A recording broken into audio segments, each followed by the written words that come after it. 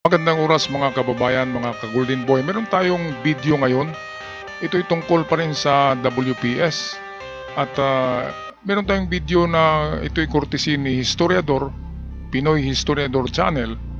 At dito nagsasabi siya na meron na palang unrest internally sa People's Liberation Army ng China. Meron ng kaguluhan doon dahil nga siyam ka-general ni Xi Jinping ng People's Army ay tinanggal niya sa pwesto dahil magulo, meron ng gulo kaya meron ng kaguluhan sa loob mismo. Kaya na-predict na natin yan na ang katapusan ni Xi Jinping ay revolusyon sa China ng mga tao at ng Liberation Army niya, ay yun mismo ang magtapos sa kanyang career as a communist leader.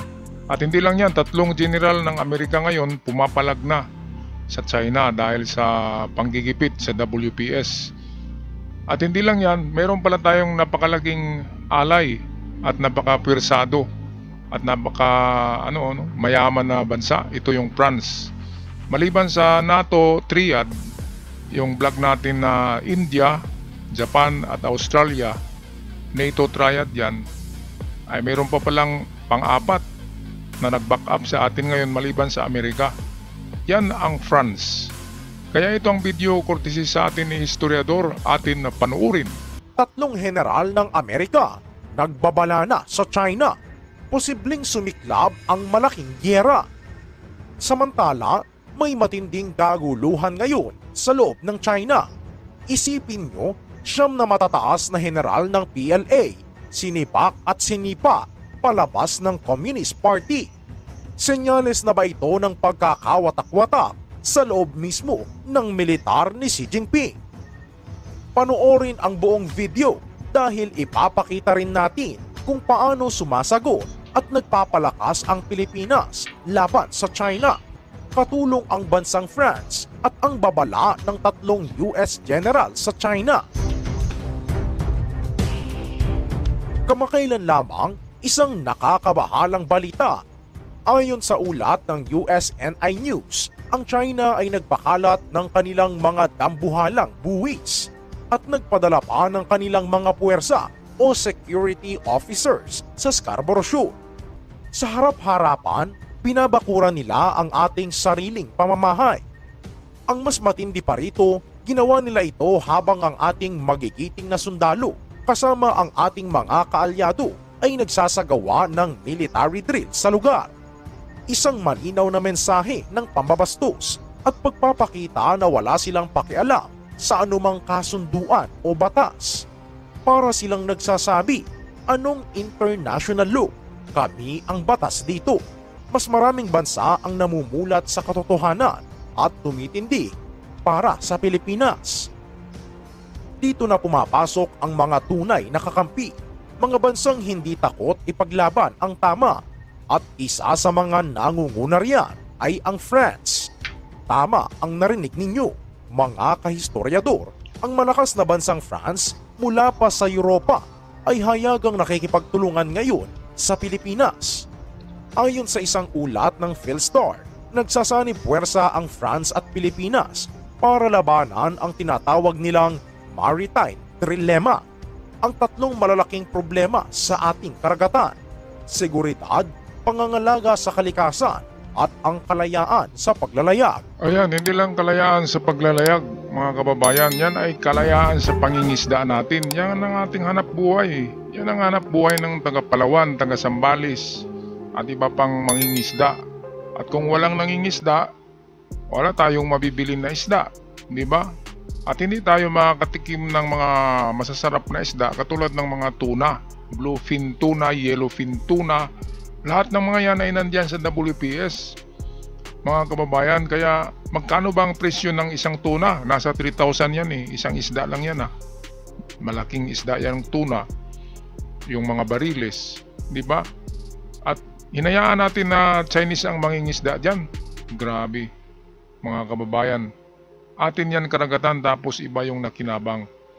Ngayon ang France, hindi na nakatiis Kasi nakikita niya na pati sila maapektuhan dito kapag nakuha ang WPS ng China, ay hindi na makapaglawig ng libre ang mga commercial vessels at mga battleships ng iba't ibang bansa. Hindi na makakadaan dyan kasi karagatan ng China eh.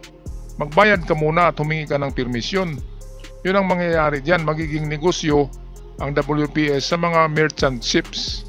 Lahat ng mga barkong pangkomersyo ay magbabayad na ngayon ng toll fee kay Xi Jinping kapag sa kanila ng WPS. Kaya pumalag ang India. Dahil ang Indian Ocean, nakakonekta yan sa Pacific Ocean eh. Pumalag din ang Australia dahil Indo-Pacific nga. Itong Asia-Pacific, nakakonect din yan sa Indo-Pacific. Kaya pumalag ang mga kahit na malalayong bansa eh. Kasi sumubra na ang China. Nagkamali kasi tayo. Kaya yumaman ang mga singkit na yan dahil sa pagtangkilik natin sa produkto ng China. Lahat ng gagamitan natin ngayon, halos China na eh. Mga kababayan, di ba? Kaya diyan sila yumaman kung bakit naman kasi nagipag-transact tayo sa China ng kanilang mga export at nag-import tayo. Dapat anuin na natin yung mga produktong China. Kapag mga Chinese stores, Chinese businessman, ay wag na nating tangkilikin yung mga produkto na yan para malulugi ang mga yan. Kasi kapag yumaman, gigirahin tayo eh. Kapag yumaman sila, yumaman na nga eh. At ginamit nila ang ating pera, ibinalik sa atin na bala at mga missiles. Yan ang mangyayari. Kaya ang US nag-pull out na yung ibang mga US company sa China. At ang iba ay naroon na sa India, naroon sa ibang mababa ang labor. Doon na lumipat yung ibang mga kumpanya. Kaya kung mag-atrasa ng mga kumpanya ng Europe at Amerika sa China, malulugi ang China at kung walang bibili ng kanilang mga export, ay wala na silang pera. Di ba? Yan ang dapat gawin. Sanctions at tariff. At wag na talaga tayong bumili diyan sa mga inchik para magkakainan na sila ng sarili nila, magiging kanibal sila doon sa loob ng kanilang bansa. Mga kababayan, lumaki ng mga ulo niyan eh. Kaya dito sa bansa, mayayaman ng mga inchik kasi bumibili tayo ng kanilang produkto eh. Pwede naman tayong gumawa ng sariling produkto natin. Di ba? Alright, patuloy tayo sa video courtesy ng historiador.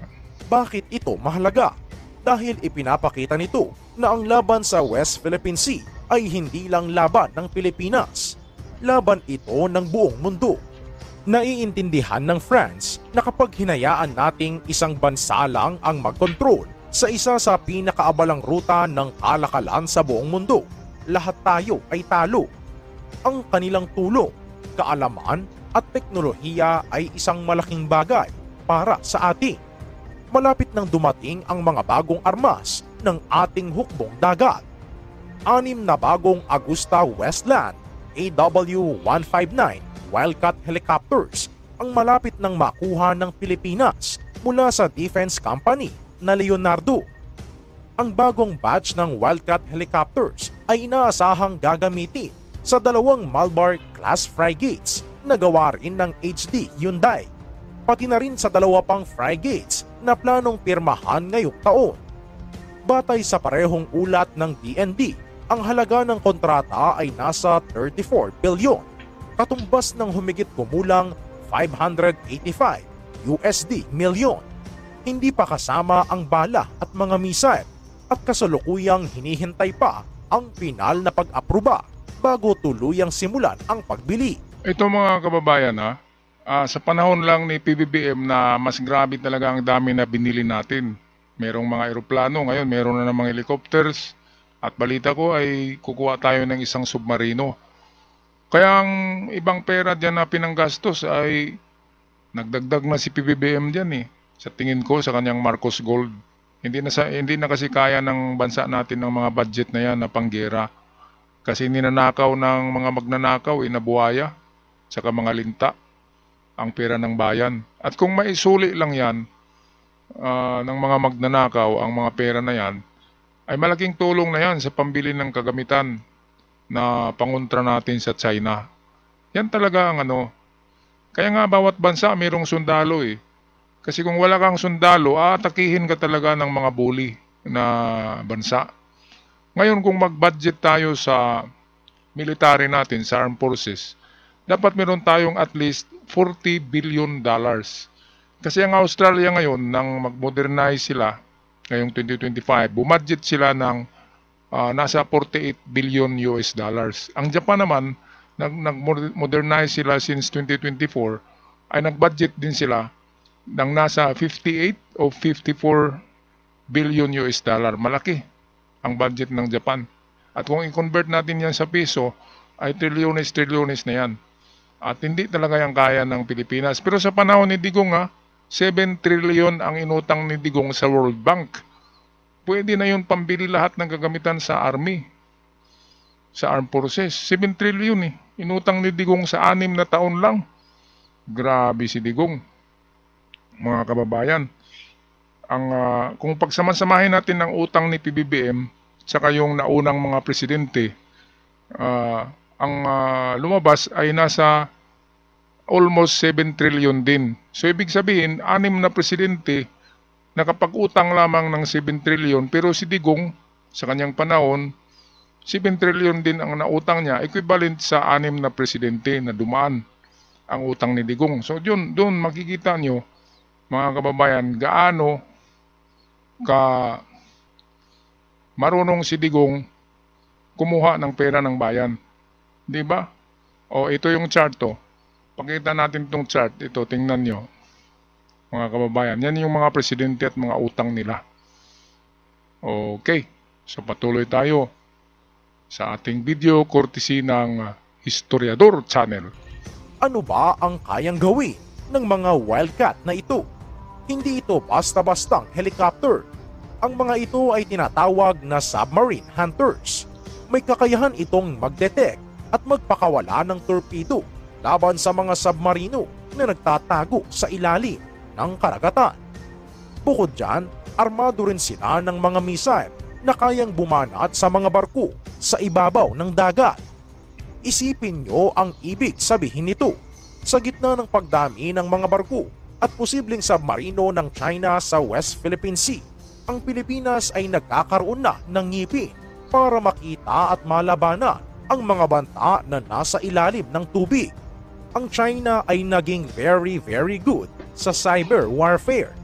Pero hindi lang ito ang nakakabahala. Ibinunyag ni Haig na ang China ay hindi lang nagtatarget ng mga pasilidad militar. Tinatarget din nila ang mga kritikal na infrastruktura tulad ng supply ng tubig at kuryente, hindi lang sa Amerika, kundi maging sa ibang bansa. Ang tanging dahilan lang daw para gawin ito ay bilang paghahanda para sa isang krisis o digmaan. At hindi lang siya ang nagbabala. Si General Mark Milley, ang dating chairman of the Joint Chief of Staff, ay nagsabing ang militar ng China ay naging significantly more and noticeably more aggressive sa rehiyon. Ang bilang ng mga unsafe na engkwentro sa pagitan ng mga puwersa ng China at ng US at mga alyado nito ay tumaas ng husto sa nakalipas na 5 taon. May isa pang general, si General Mike Minihan ng Air Force, na mas diretsahan ang sinabi. Sa isang internal memo, sinabi niya na ang kanyang gut o kuto ay nagsasabing magkakaroon ng digmaan sa pagitan ng US at China sa taong 2025. Isang malaking iskandalo ang sumabo mula mismo sa loob ng kanilang gobyerno. Isang kwento na maaaring maging senyales ng kanilang kahinaan. Yes, isipin nyo ito. Sa gitna ng lahat ng tensyon, ano ang ginagawa ni President Xi Jinping? Naglulunsad siya ng isang malawakang paglilinis o purge sa loob ng kanyang sariling militar. Kamakailan lang, 9 na matataas na general ng People's Liberation Army ang biglaang tinanggal sa pwesto at sinipa palabas ng Communist Party. At hindi ito basta-bastang mga general. Kasama dito si General He Weidong, ang pangalawang pinakamataas na opisyal sa Central Military Commission. ang katawan na direktang kumukontrol sa buong militar ng China. Isa siya sa mga pinakamaimpluwensyang lider militar at itinuturing na malapit kay Xi Jinping. Ang opisyal na dahilan, korupsyon at serious violations of party discipline. Eto mga kababayan, bakit nagkagulo sa internal sa loob ng PLA, People's Liberation Army? Dahil sa palagay ko, ang mga general na ito ay medyo kumukontra sa mga prinsipyo ni Xi Jinping.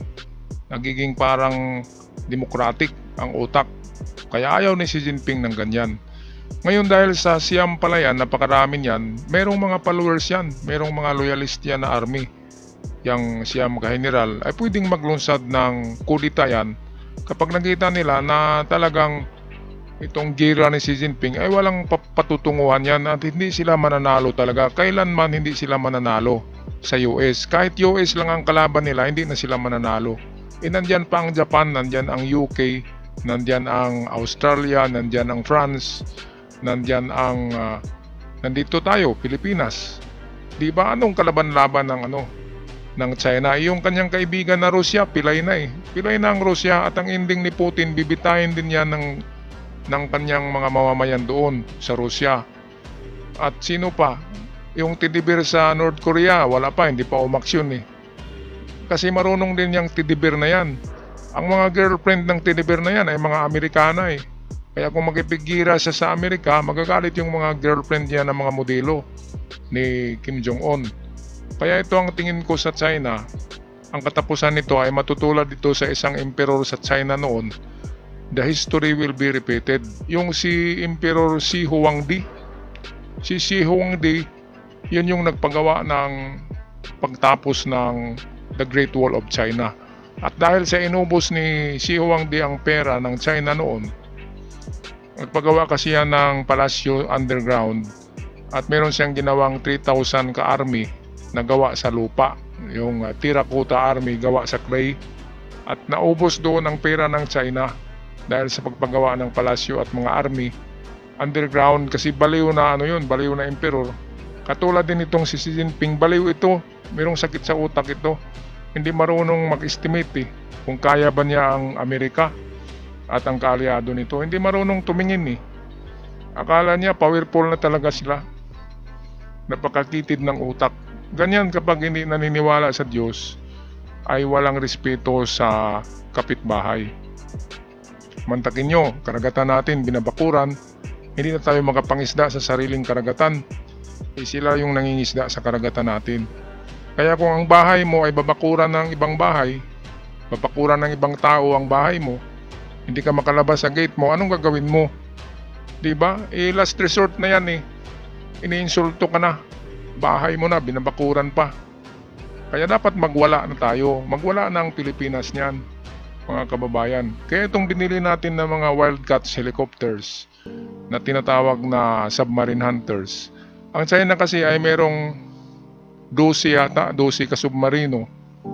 Nakatago lang diyan sa diyan sa karagatan ng China Sea. At ang iba niyan malapit lang sa WPS. Pero lahat ng mga yan ay detected na yan ng US. Naka-GPS na yan. Isang pisil lang ng mga push button ng Amerika ay tatamaan ng mga torpedo yung mga submarino ng China. Kasi nga, hindi pa sila marunong gumamit niyan Ang US ay matagal nang gumagamit ng submarino. Ang China ngayon lang yan. Kaya sa digmaan ng mga submarino ay walang kapanalo-panalo ang China sa US. Okay, paki-comment na lang sa ating comment section mga kababayan sa masasabi nyo dito sa ating video. At sa mga bago pa lamang sa channel na kabisita, maraming salamat. Huwag kalimutang mag-subscribe. Hanggang sa muli, paalam.